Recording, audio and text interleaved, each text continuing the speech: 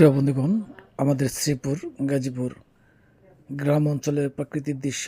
আমরা যেখানে অবস্থান করতেছি এটা একেবারে গ্রাম। আমার পিছিয়ে দেখতে পাচ্ছেন বিভিন্ন প্রকার ফলজ বনজ গাছ।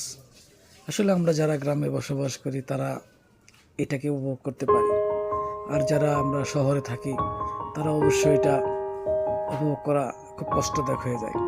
তাই আসলে চলে আসুন আমাদের গ্রামে, অন্তত পক্ষে মাসে একবার হলেও গ্রামে এসে গ্রামের প্রাকৃতিটা অনুভব করার বা উপভোগ করার একটু বিশেষ অনুরোধ। কারণ এখানে অনেক স্মৃতি জড়িয়ে রয়েছে, শৈশব, কৈশোর এবং যৌবনকাল, অনেকে বৃদ্ধকাল, এই আর কি।